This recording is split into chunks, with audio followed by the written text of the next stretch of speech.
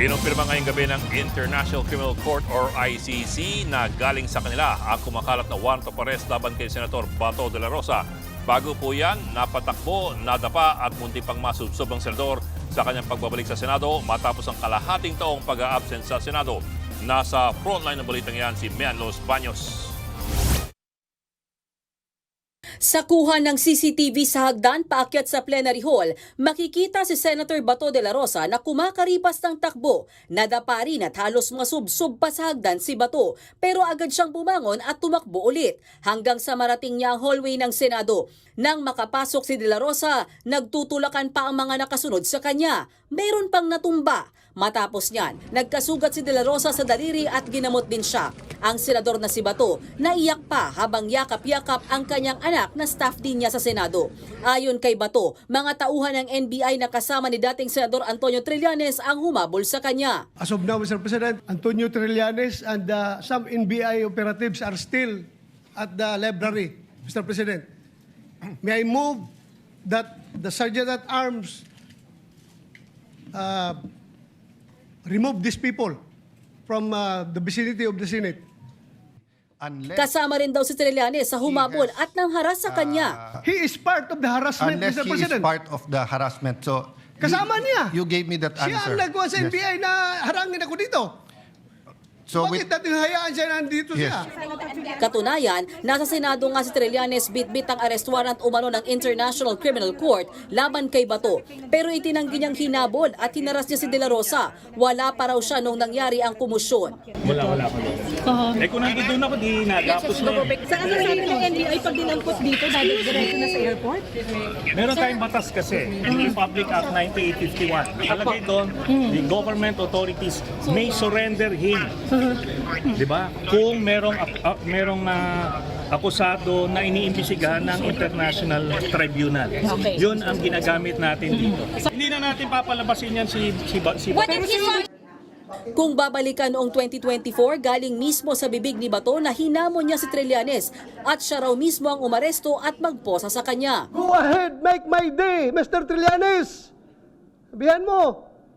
Sige ka lang, ngak dyan ng ICC. Sige.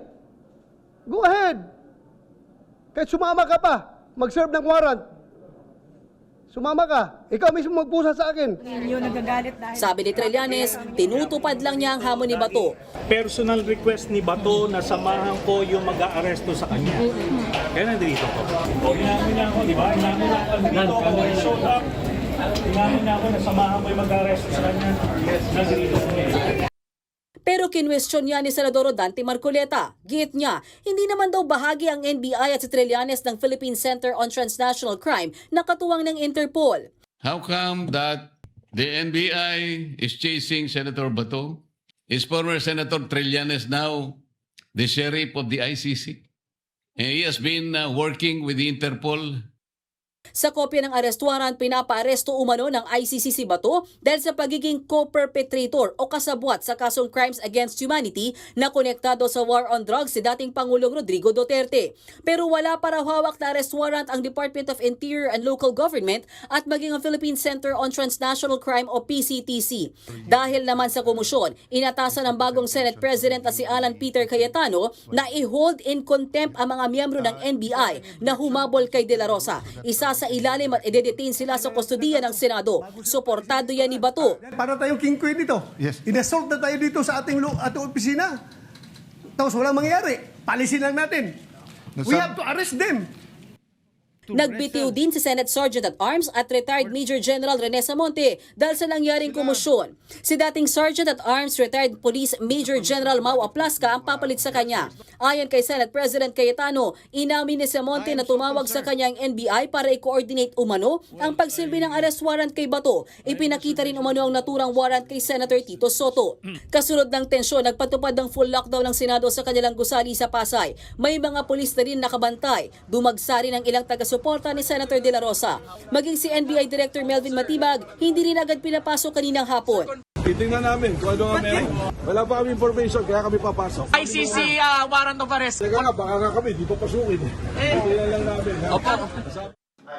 Pero pagsapit ng gabi, pinapasok din si Matibag. Sa ngayon, naninindigan ng Senado na hindi nila hahayaang maaresto si De La Rosa habang siya ay nanatili sa Senado. Kasunod yan ang inaprobahang mosyon ni Marcoleta na isailalim si Senator Bato sa protective custody ng Senado. Paninindigan ng Senado, ang tradisyon ng Senado, na hindi mo basta pwedeng arestuhin sa premises, and we will wait for a final warrant of arrest from the court. Mga kapatid, Ed Lingaw po, maging maalam at may pakialam sa mga napapanahong balita sa ating bansa.